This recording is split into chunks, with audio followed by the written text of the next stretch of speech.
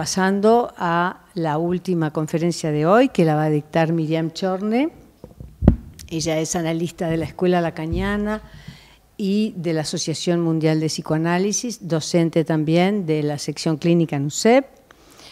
Ella ha titulado su conferencia La vergüenza ha muerto, que es una expresión bastante fuerte, bastante contundente, que ella ha tomado de un texto maravilloso de Jacques Miller, que se llama precisamente Notas sobre la vergüenza, y que está publicado en la revista Freudiana 39, es una revista de hace muchos años atrás, que además tiene otro artículo de Eric Laurent, que se llama La vergüenza y el odio a sí mismo, que también es muy recomendable por si os interesa interiorizaros un poco más en este tema. La vergüenza es un afecto primario que tiene que ver con la relación primordial al otro. Y este afecto primario se puede poner en serie, como dice Eric Laurent, con la culpabilidad. Pero él distingue entre la vergüenza y la culpa. Estos dos afectos, que se manifiestan mucho en la experiencia analítica, proceden, vamos a decirlo así, de un ser de goce, que toma cuerpo en nosotros, que reside precisamente en nuestro cuerpo en tanto que seres hablantes. Bien, después de esta pequeña introducción ya le paso la palabra a mi colega Miriam Chorne, que les hablará de La vergüenza ha muerto. Muchas gracias, Amanda. Es verdad que el tema de la vergüenza marca ciertos cambios, con los cambios sociales, socioeconómicos que ha habido desde la época de Freud hasta la actualidad, e incluso desde la época de la primera enseñanza de Lacan hasta la actualidad. El tema de la vergüenza tiene que ver con la mirada del otro, y en la actualidad el declive de la mirada del otro que avergüenza representa un cambio en las relaciones del sujeto con el goce. Desde que Freud hablara del malestar que la represión excesiva en la civilización de su tiempo acarreaba a los sujetos, hasta la actualidad, en que el sentimiento de desvergüenza campa por sus anchas, la sociedad se ha transformado. Se ha transformado de una manera muy radical. Yo no voy a extenderme muchísimo en esos cambios, pero en la última parte de la charla sí voy a retomar un poco esto y voy a decir en qué ha cambiado y cómo eso ha afectado la relación de los sujetos con su propio goce, ¿no? La sociedad, para simplemente adelantar algo de lo que retomaré al final, no solo se ha vuelto más permisiva, y en ese sentido el propio psicoanálisis seguramente ha colaborado a esta mayor permisividad, pero en los últimos años, digamos hacia final del siglo pasado, me refiero al 20, ha pasado de esta permisividad a algo que es un poco diferente, porque hay justamente como un mandato, un imperativo de exhibirse. Es lo que le hizo decir a un sociólogo Debord, que la nuestra era la sociedad del espectáculo. Y esto justamente cambia la relación de los hombres con su goce, porque de eso que Freud señalaba como el sufrimiento acarreado, el malestar en la cultura producido por un exceso de represión, se ha transformado, por el contrario, en un imperativo de goce, que lejos de lo que podía imaginar, por ejemplo, autores como Marcuse, que tuvieron tanta importancia en el 68, en mayo del 68 en París, y en general en esa época en el mundo, que pensaban menor sufrimiento, liberémonos, prohibido prohibir.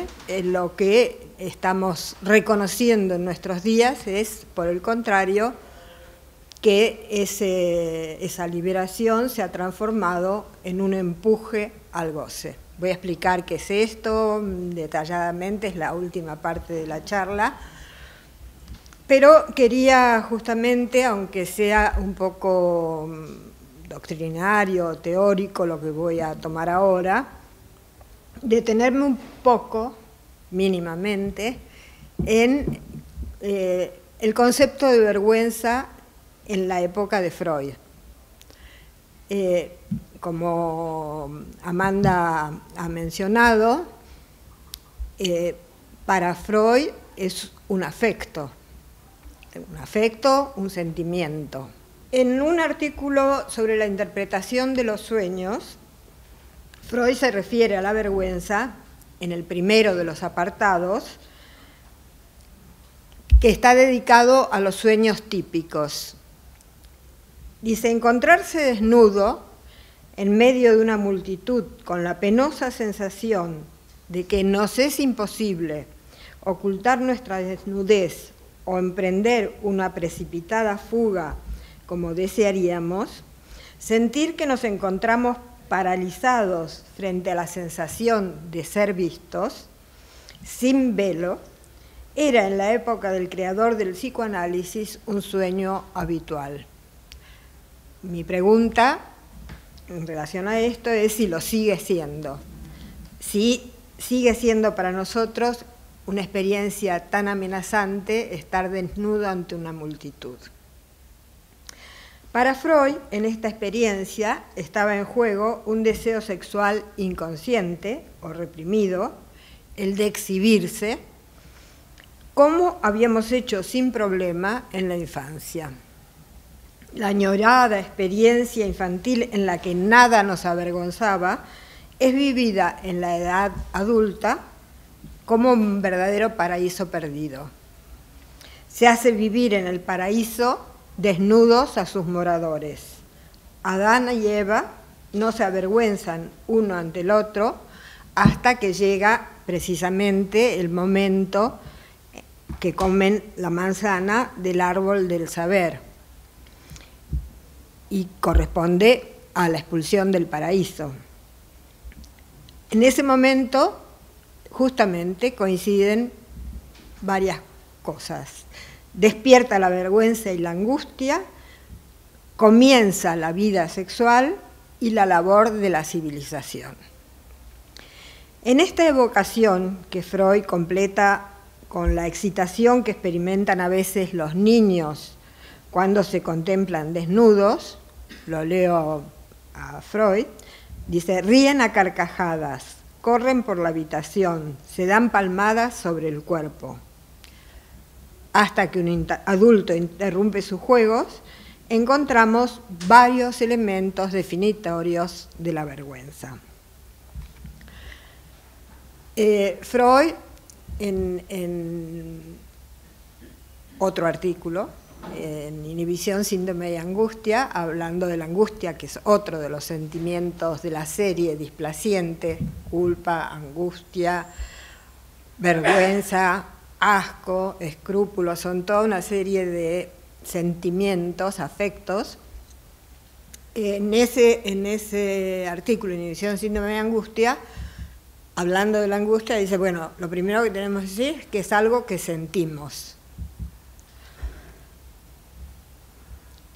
Por otro lado, y son los rasgos que él va señalando, es un afecto que es displacentero, porque hay otros afectos que son placenteros. Por ejemplo, la alegría sería un afecto placentero.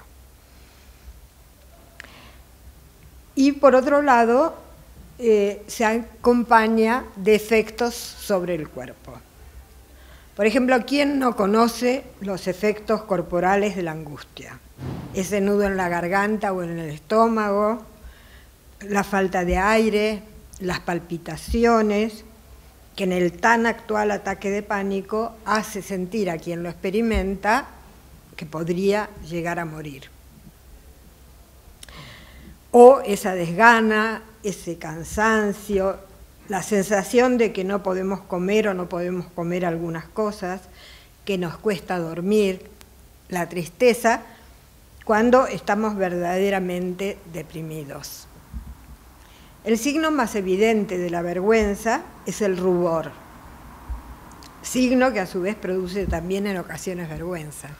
Yo recuerdo una paciente que se ruborizaba con facilidad y además se avergonzaba, se inhibía un poco socialmente porque no quería mostrar su vergüenza.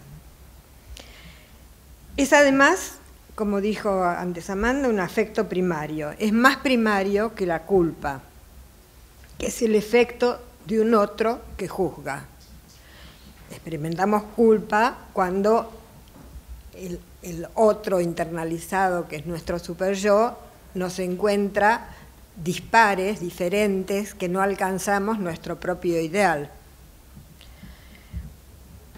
Y en el caso de la culpa, el reproche de esta voz interior, acabo de decirlo, es precisamente la pulsión que está en juego, es la voz.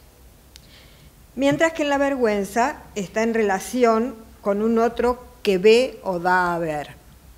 El ejemplo del niño que se mostraba desnudo, sin pudor, y se divertía, al contrario, se excitaba, jugaba, se daba palmadas, corría,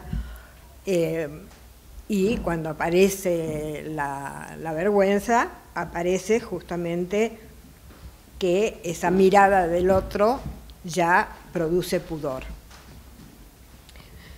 Por eso, si queremos ver cómo y cuándo Lacan toma este afecto, el de la vergüenza, podemos referirnos a unas páginas de su seminario sobre los 4 conceptos fundamentales, al capítulo La esquicia del ojo y la mirada, en el que se ocupa precisamente de la mirada, y en relación a esta retoma una reflexión sartreana sobre, del ser y la nada, precisamente sobre la mirada y el sentimiento de vergüenza.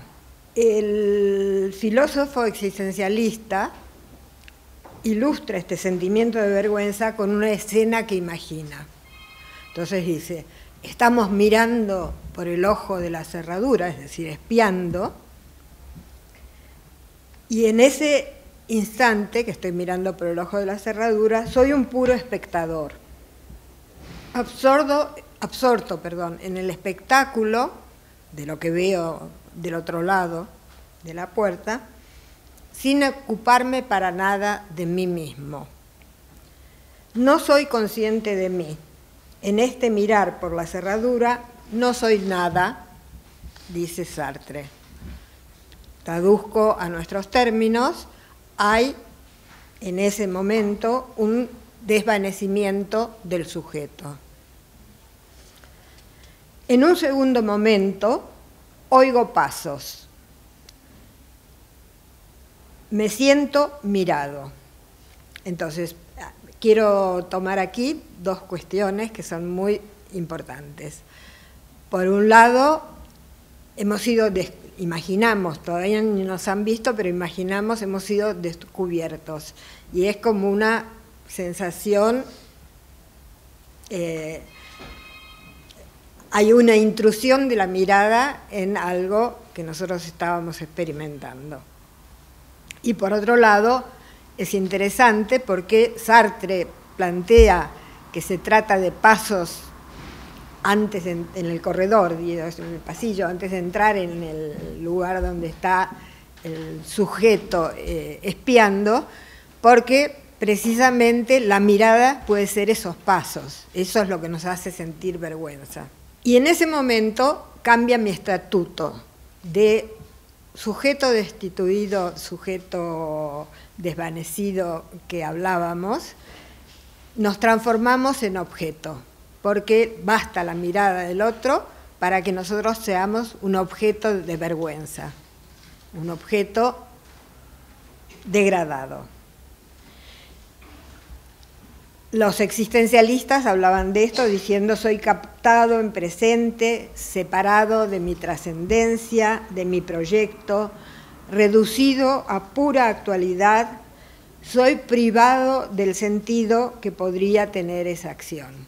Porque, dice Sartre, y es verdad, a lo mejor tenían muy buenos motivos para espiar, pero la escena se reduce a haber sido pillado y a la vergüenza que yo experimento. En la evocación freudiana que tratamos antes del paraíso, o mejor dicho, de la expulsión del paraíso como el momento en que nace a la vez la sexualidad y la civilización, se pone de manifiesto que la vergüenza es central en la experiencia humana. Es el afecto que sirve de barrera al goce, civilizando al sujeto. En sus 3 ensayos de una teoría sexual, Freud se refiere a la vergüenza como una de las resistencias ante la pulsión. Es un dique psíquico que inhibe la sexualidad. Vergüenza, asco, escrúpulos constituyen el saldo de este modo de defensa. La formación reactiva, no voy a entrar en eso, pero transforma lo que es la pulsión en algo que es completamente opuesto y que sirve justamente como resistencia a la pulsión que por esa formación reactiva se transforma en otra cosa. Por ejemplo, podemos decir, jugar con la suciedad se transforma en ser extremadamente limpio. La excitación sexual, el célebre caso de Freud, Dora, en el momento en que ella debería haber experimentado excitación, siente asco.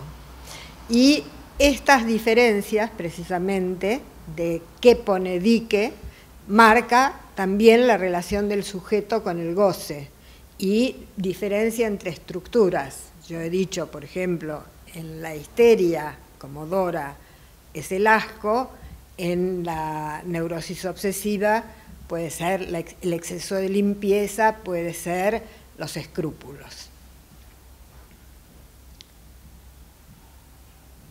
El nacimiento del pudor en el niño marca entonces un momento fundamental en la relación entre el sujeto y la ley. Hay una ley que pone un límite a la vida pulsional. El mito adánico, en términos levi-straussianos, da forma narrativa a esta relación entre deseo y ley. A la inversa, en la indefensión psicótica, frente a la mirada del otro, encontramos diversas formas del fracaso de la ley para imponer estos diques. La utilización de las nuevas tecnologías en los delirios actuales pueden hacer del ordenador o de la televisión objetos que no ponen tan solo en juego nuestra visión, nuestro mirar, sino que además pueden significar o pueden implicar, al revés, en fuente de la mirada del otro. No voy a extenderme en esto porque no es el tema hoy de nuestra reflexión, pero si quieren en el coloquio podemos retomar también esto.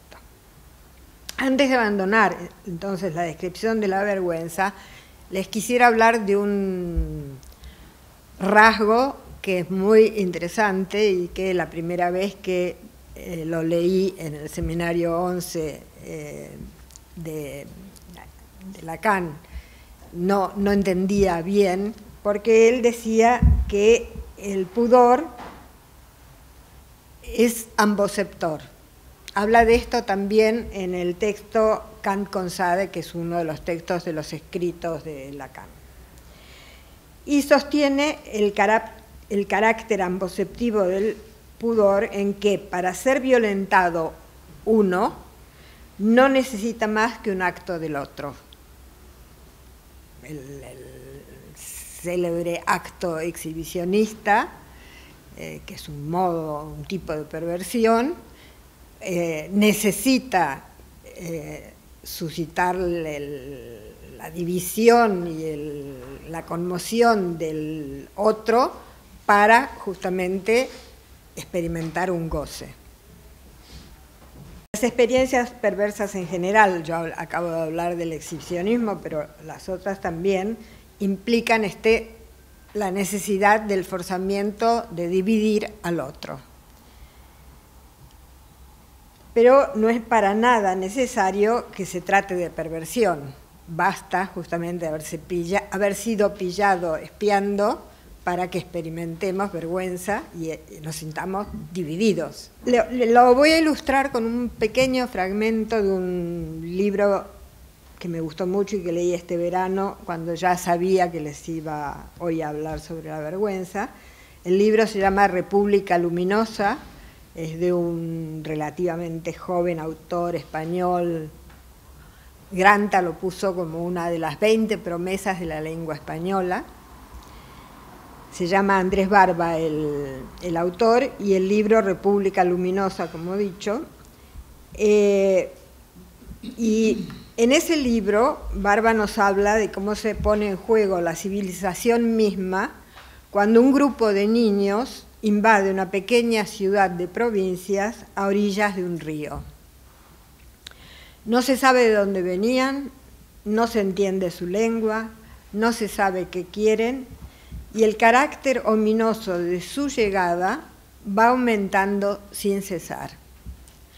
Hay una escena que ilustra el carácter amboceptivo de la vergüenza, y por eso estoy hablando hoy de esto. Se los voy a leer, es muy breve. Una de aquellas tardes entré de golpe en el cuarto de baño y me encontré a mi hija con la oreja pegada al suelo bajo el lavabo. Los niños invasores parecen comunicarse con los niños residentes a través del suelo. Como no tenía ni idea de qué hacía allí, le pregunté si se le había caído algo. Nada, respondió, enrojeciendo al instante, y su vergüenza me hizo enrojecer a mí. Cada vez que me pasaba algo parecido, me daba la sensación de que había crecido en una décima de segundo y frente a mi propia mirada. En la vergüenza, la división del sujeto tiene la dimensión de ser pillado infraganti, una revelación súbita de la intimidad en la que es sorprendido un goce escondido o un deseo inesperado. Lo que Lacan desvela es que al ser sorprendido por el otro, lo que el sujeto experimenta súbitamente es su propio deseo que no se puede ver. La mirada, dice Lacan, es este objeto perdido y repentinamente reencontrado en la conflagración de la vergüenza por la introducción del otro. Esta era mi introducción más conceptual, más doctrinaria al tema de la vergüenza. Voy a tomar brevemente, porque no se trata tampoco de extenderme sobre el asunto, pero cómo tomamos la cuestión de la vergüenza en la propia práctica psicoanalítica. Lacan se mostró durante mucho tiempo desconfiado en relación a los afectos, tomando el mismo significante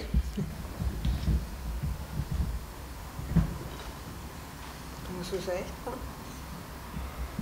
Tiza.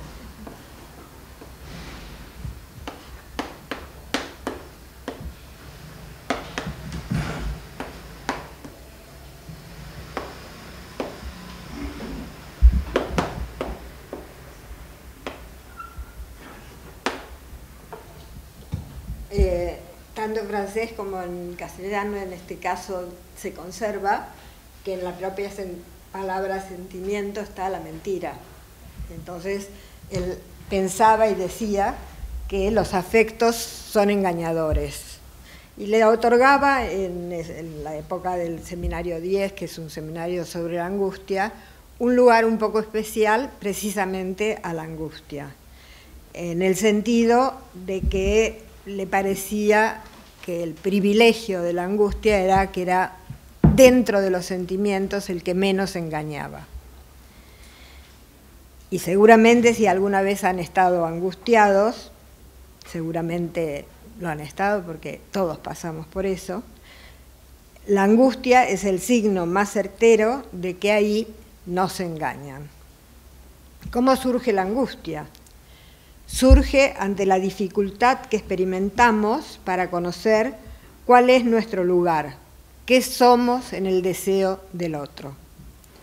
Lacan imaginó un apólogo, y voy al apólogo porque es una manera un poco reducida, concentrada de hablar de lo que ocurre cuando se experimenta angustia, que le permitía transmitir el terror que podemos experimentar frente al desconocimiento de lo que somos en el deseo del otro. Dice, si nos encontramos frente a una mantis religiosa gigante, en realidad, hasta que alguien que tenga una mantis religiosa de nuestra altura ya sería terrorífico, sin saber quiénes somos nosotros, cuál es nuestra imagen, qué somos para ella. ¿Somos quizá la pareja de la mantis? ¿Nuestra imagen coincide con la del macho de la especie? ¿Qué nos espera? Quizá saben que la mantis religiosa, luego del acoplamiento, devora la cabeza de su pareja, de su compañero. Vemos en esta escena, un poco guiñolesca, que no se trata de la visión de un semejante. Subrayábamos antes en relación a la vergüenza el carácter anónimo del otro en la escena de Sartre. Y en este caso no sabemos, este otro tiene una entera libertad, cuando nos pilla, él es el que nos convierte en objeto vergonzoso.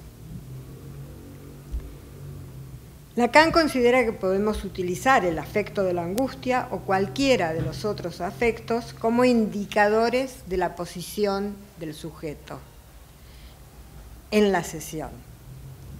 Por ejemplo, experimentar vergüenza puede hacer que al sentirse descubierto el sujeto vacile, y esa vacilación para nosotros es un indicador de que algo se ha tocado allí.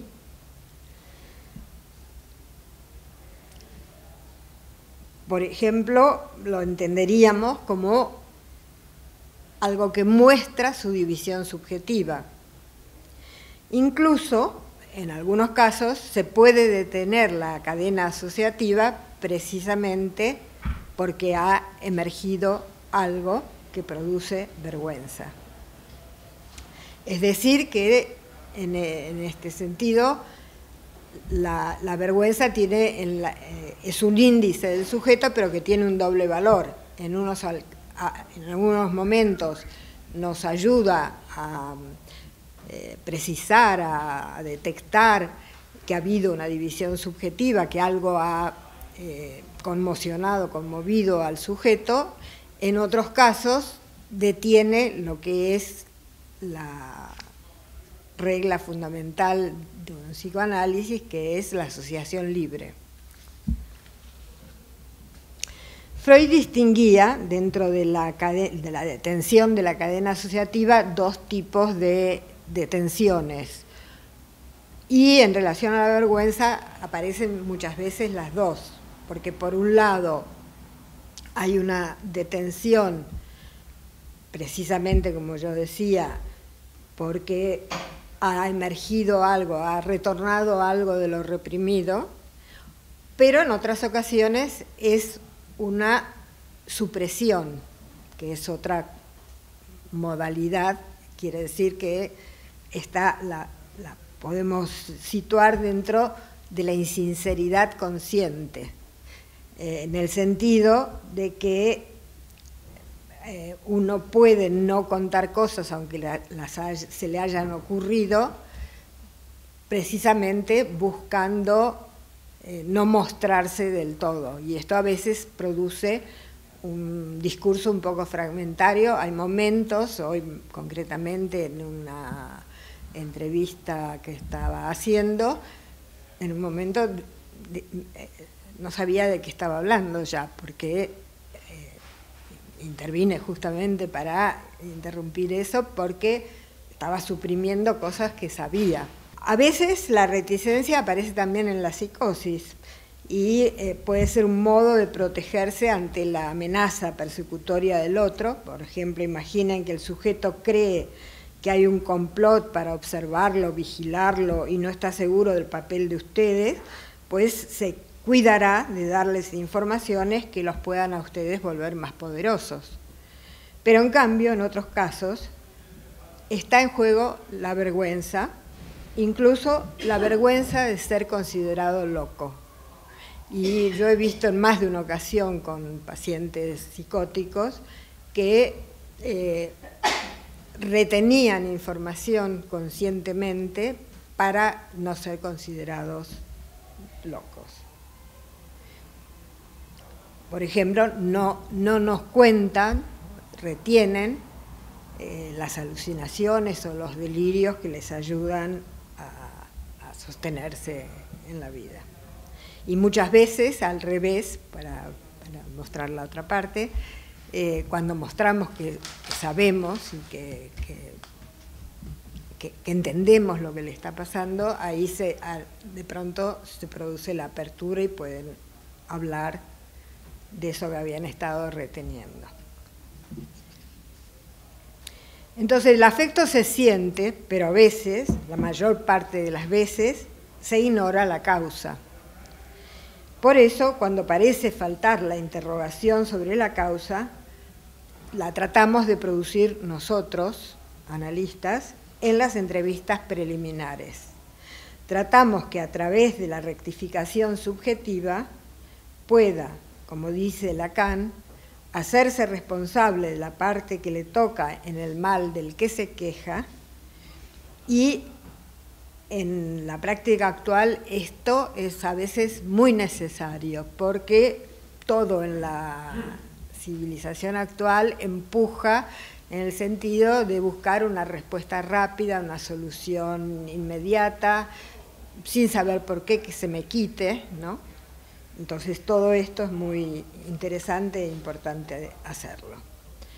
Y con esto me doy por satisfecha en cuanto a cómo lo usamos la vergüenza en la experiencia analítica propiamente dicha, y ya paso a las reflexiones con las que comencé y que se refieren a cuando la mirada del otro no importa.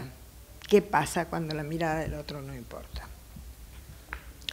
Al comienzo hablaba de los cambios subjetivos y éticos que han acompañado a los cambios sociales.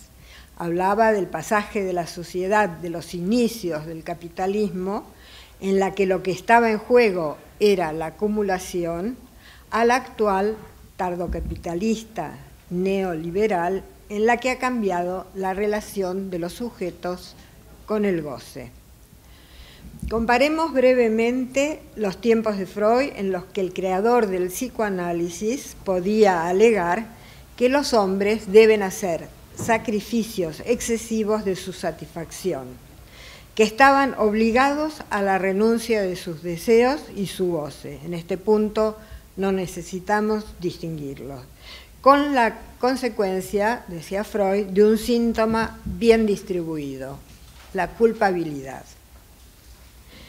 Lacan formuló el principio freudiano que subyace a ese diagnóstico. El sujeto experimenta culpa cuando renuncia a su deseo.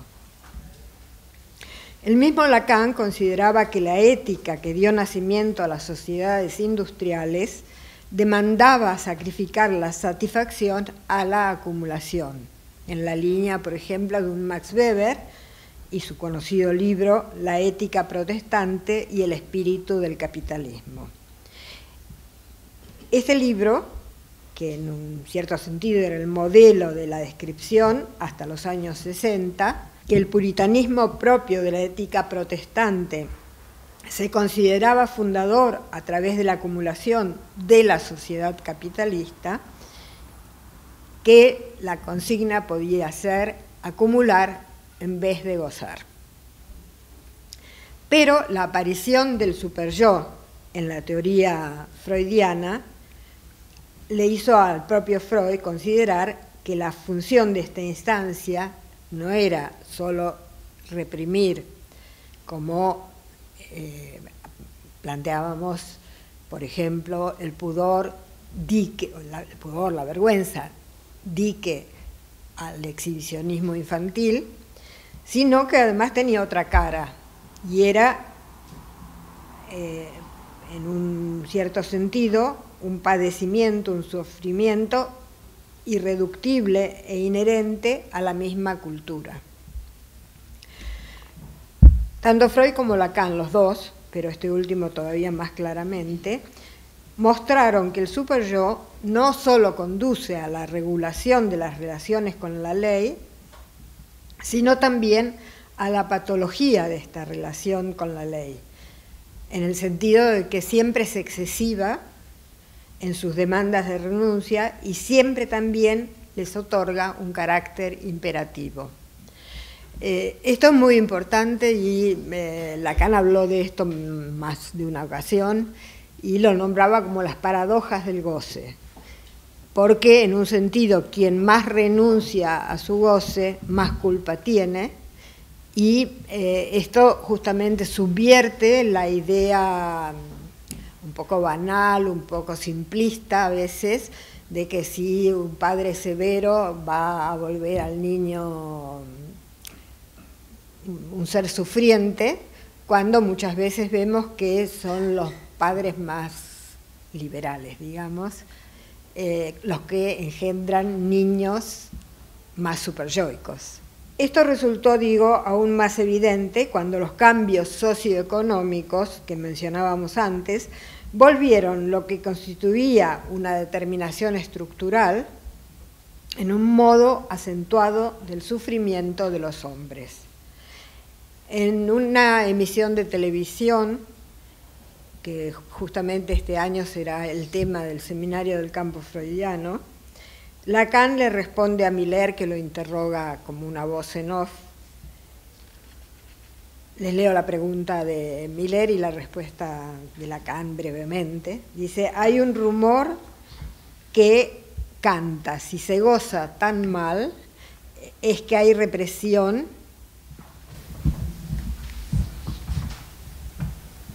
En francés tenemos dos palabras para la represión.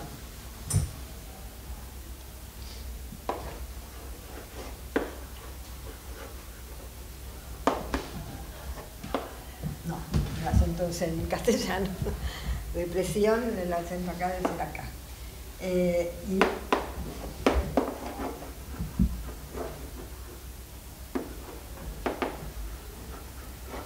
Represión y refoulement. Me interesa, no me interesa el francés, sino que me interesa porque esta palabra represión es lo que nosotros diríamos la represión política o social. Y esta es la represión del aparato psíquico. Entonces, Lacan en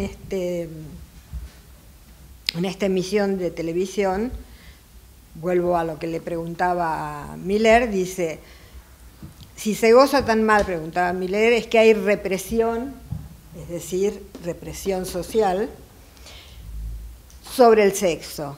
Y esto es culpa, primero de la familia, segundo de la sociedad y particularmente del capitalismo. Lacan le responde ampliamente, incluso se refiere en el inicio a la voz que no provendría de una persona, es decir, evoca la voz del superyo.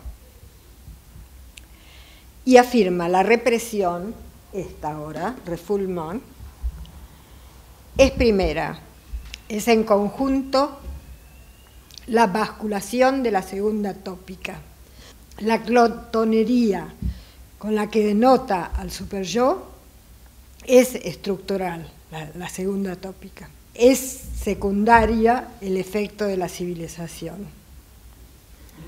El malestar en la cultura o en la civilización es síntoma. Antes mencionábamos que a mayor sacrificio de los deseos, mayor sentimiento de culpa. Digamos, para hacer más evidente su funcionamiento, que el superyo se alimenta precisamente de la renuncia a la pulsión. Por eso Lacan habla en el párrafo que acabo de leerles de la glotonería del superyo. No le basta alimentarse, que lo hace, quiere hacerlo como un glotón, excesivamente. A partir del año 68, año de revueltas en Francia y en el mundo, Lacan quiso retomar la reflexión en otros términos, precisamente porque los cambios sociales requerían pensar estas cosas nuevamente. Y reformuló el pensamiento de Freud sobre el malestar en la cultura en términos de discurso, con lo cual también podemos ver un avance, digamos así, en la propia enseñanza de Lacan desde el seminario La ética del psicoanálisis, en las que tenía esta concepción que yo mencionaba antes, a la concepción que a partir del 68-69 tematiza, conceptualiza con los discursos. No voy a entrar en los discursos extensamente, pero digamos que el discurso es un arreglo específico del lazo social en una sociedad determinada. Es un orden con el cual cada época regula las modalidades de goce y también la convivencia de los goces individuales. Esta teoría sobre los discursos la modificó ligeramente en el año 72 en Milán, añadiendo a los 4 discursos que había conceptualizado antes, un nuevo discurso que fue el discurso capitalista y que hablaba del discurso que correspondía a un nuevo orden que se produce precisamente por la modificación del desarrollo científico-técnico que cambia lo que antes Lacan había llamado el discurso del amo. Dice que el discurso capitalista no es tal en el sentido de que no es estrictamente hablando un discurso, como lo son los otros, precisamente porque falta la imposibilidad. El discurso capitalista se presenta ilusoriamente como que nada es imposible. De esto habló un poco el otro día Ana Ruth y también Graciela Sobral. A la inversa, el sujeto se ve colocado, se ve obligado a estar al servicio de las producciones de objetos que se suponen van a satisfacerlo y que en realidad solo promueven la falta de goce renovado, el anhelo cada vez más insatisfecho de poseer el nuevo objeto que le falta, el nuevo modelo, el que tiene un dispositivo más, el que permite una app más que los demás. Y encima estos objetos tienen la obsolescencia programada. Es lo que explica que paradójicamente el esperado alivio de las exigencias de la civilización, una moral más permisiva, haya producido, por el contrario, una sensación cada vez de mayor insatisfacción. Esto y también las desigualdades sociales que hacen que algunos puedan llegar a estos objetos y otros no. Por otro lado, hablaba antes de que la realidad toda se transforma en espectáculo y este empuje quizá tiene un modelo por antonomasia que son precisamente los reality show. Empezó Gran Hermano como modelo, pero tenemos infinitos réplicas de esto. Precisamente en estos reality show los concursantes se ven empujados, a veces programados, se ve que está programado, a exhibir sus bajezas, desear la expulsión de un compañero, a competir de las maneras más viles negándole un elemento que el otro necesita, según un modelo del lazo social que se expande desde Estados Unidos al mundo, modelo en el que la competencia y el triunfo sobre los otros ocupan el primer rango de los valores. Muchas veces, a mí me produce una incomodidad horrible si estoy viendo uno de estos programas, que no solo el participante se muestra infantilmente ridículo compitiendo por una tontería, sino que encima se ve que lo empujan a que lo muestre con lágrimas. Es el más. La mirada que hoy se solicita, haciendo de la realidad espectáculo, y en este sentido toda la televisión es espectáculo, incluidos particularmente los informativos y los programas de debate, como afirma Miller en un magnífico texto que ya nombró Amanda antes, Notas sobre la vergüenza, es una mirada que ha perdido su poder de avergonzar, como si esta conquista de la televisión por el espectáculo tuviera la misión de mostrar precisamente que la vergüenza ha muerto. Cada uno puede convertirse en el esclavo del régimen voyerista de la época.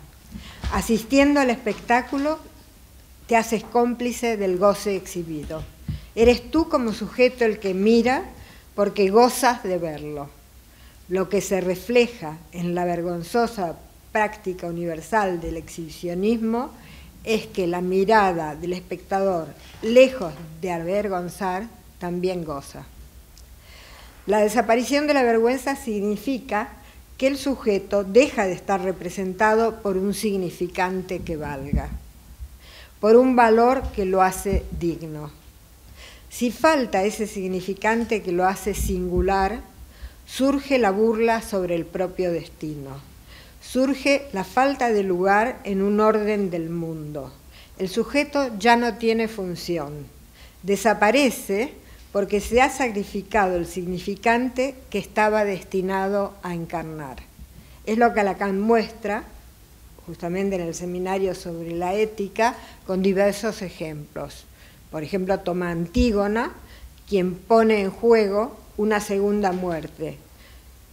No solo el final de la vida biológica, sino algo que vale más que ella. Para Antígona, lo más íntimo, lo más precioso de su existencia, y por eso desafía a su tío, el rey.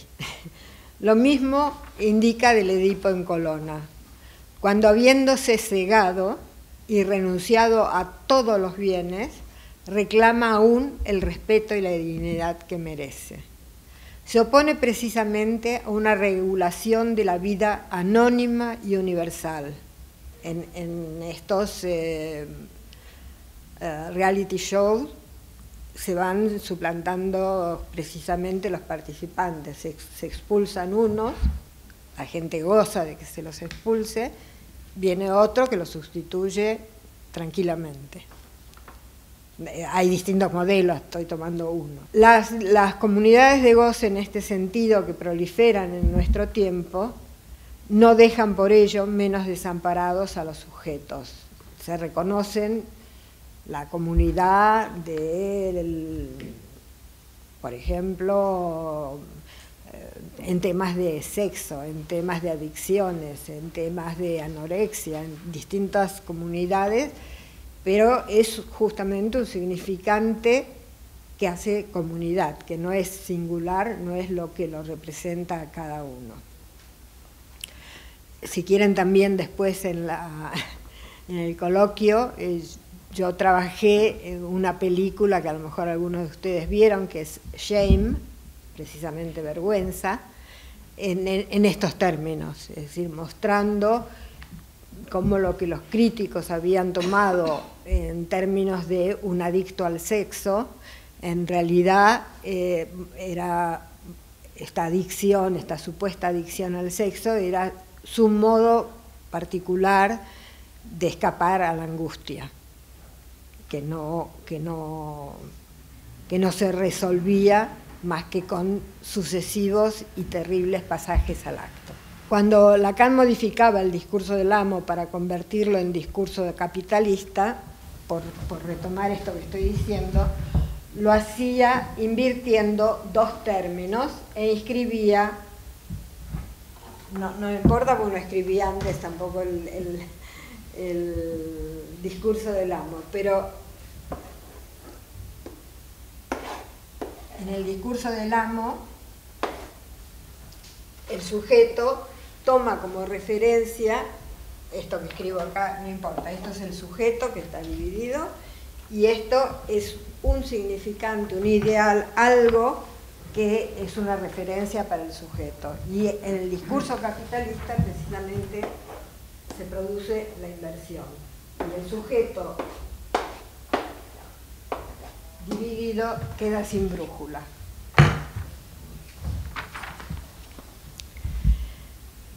Entonces, lo esencial para el hombre moderno, se nos dice en ocasiones, es la seguridad. Lo que no solo significa que estemos dispuestos, como estamos a veces, a sacrificar nuestra intimidad al cada vez mayor control, sino también a que sucumban frente al valor supremo de salvar la vida todos los demás, incluida la intimidad. Frente a esto, el recuperar la subjetividad en un mundo que se cosifica es la tarea, digna tarea, que el psicoanálisis ha encarado. Frente a las pretensiones sociales del todo se puede ver, todo se puede mostrar, un refugio para el deseo que requiere para vivir guardar el secreto, resguardar cierta intimidad, no dar todo a ver. ¿Cómo hacer para que la pérdida de la mirada del otro no conlleve que la vida y también la muerte pierdan su significado? Porque como bien dice Miller en ese texto, el antónimo de la vergüenza es el pudor, pero el reverso es que la vida conserve un sentido, que no se convierta en un puro sobrevivir. Gracias.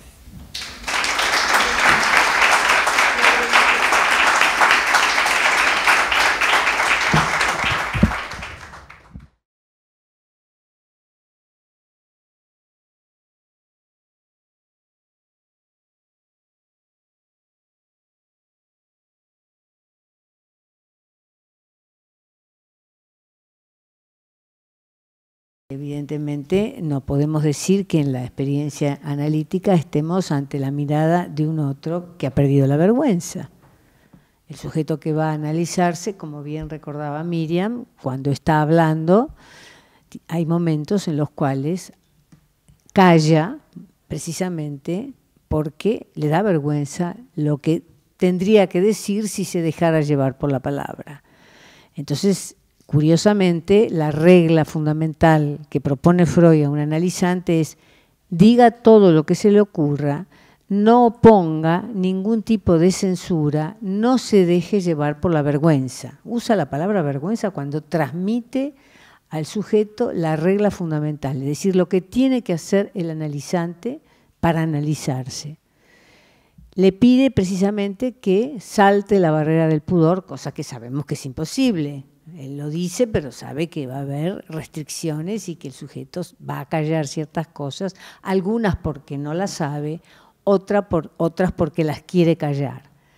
Entonces, bueno, estamos ante una mirada en la civilización que no avergüenza, pero sin embargo conservamos en este recinto íntimo y cerrado entre dos, que es la experiencia analítica, conservamos el valor, la potencia que puede tener también la dimensión de la vergüenza. Mi experiencia es diversa, realmente es caso por caso. Quiero decir que hay sujetos que en la primera entrevista llegan así, en realidad estoy mal, por ejemplo, podría tomar una persona recientemente, vengo porque estoy mal y he tocado fondo y quiero estar mejor, ¿no?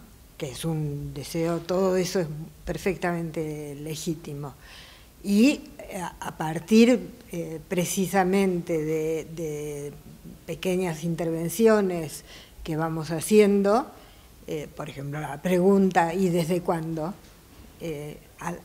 Al responder al desde cuándo, ya hemos abierto una brecha en eso que quíteme el malestar. Empieza a querer saber algo, porque al decir desde cuándo, cuenta algo que le pasa al sujeto. En este caso, por ejemplo, me dijo desde hace 3 años. ¿Y qué pasó hace 3 años? Bueno, vas abriendo. Entonces, es verdad que esta pregunta que tú hacías es un elemento con el que nosotros tenemos que contar, que justamente la idea, por ejemplo, que transmite científico-técnica, digamos, es completamente la contraria de la nuestra en un sentido, porque si no sabemos ahora cómo resolver esto que le pasa de inmediato, con el progreso rápidamente se podrá resolver. Es un poco una ideología de la medicina, ¿no? Y en ese sentido, justamente lo que nosotros tratamos de hacer es que cambiar un poco esa posición del sujeto frente a su propio sufrimiento, ¿no? Pero entonces, ¿dónde se instala la vergüenza en el dispositivo, ¿no? ¿Qué pasa con el analista? ¿Qué pasa del lado del analista? Y yo diría que el analista encarna de alguna manera el velo del pudor. Se le pide al sujeto que hable desvergonzadamente, de alguna manera, y sin embargo el analista encarna el velo del pudor. Pero a la vez, en la dirección de la cura, el analista tiene que tener un sumo cuidado en lo que sería el tratamiento del goce del sujeto. No puede nombrar el goce del sujeto así como así. Es decir, todas las reservas que tiene el analista con su palabra, en la búsqueda del bien decir, implican un cierto funcionamiento del velo del pudor. No sé si me explico. O sea, que el analista no puede tratar el goce de forma desvergonzada, sino todo lo contrario, porque si lo hace así, puede provocar en el sujeto un pasaje al acto, un acting out, cosas que van en contra de lo que se espera del análisis, del trabajo del análisis. Entonces, bueno, este es un matiz que me interesaba hacer, y yo lo hice. Escribí un artículo sobre el velo del pudor hace varios años y precisamente concluía con esto de lo que es la posición del analista encarnando el velo del pudor. La cuestión surge, así nos quedemos en completo silencio y el sujeto hable. El sujeto llega a situaciones que para él son vergonzosas. No hace falta que digamos nada nosotros. Por ejemplo, la confesión del fantasma, ya lo decía Freud esto, la confesión del propio fantasma es una de las cosas que más da vergüenza. Entonces, sujetos que han estado hablando libremente de cosas inconcebibles, de pronto cuando tienen que confesar, por ejemplo, el fantasma con el que se masturban, se produce un silencio porque que justamente muestra en la propia sesión la división subjetiva que les produce hablar de eso. Y cómo intervenimos ahí de distintas maneras, quiero decir, una vez no tiene por qué hablar de esto en este momento, lo podemos retomar en otro momento, en otra ocasión, preguntándole por qué en este momento le parece que ha sentido esa vergüenza. No sé, son muchas distintas las maneras de intervenir, ¿no?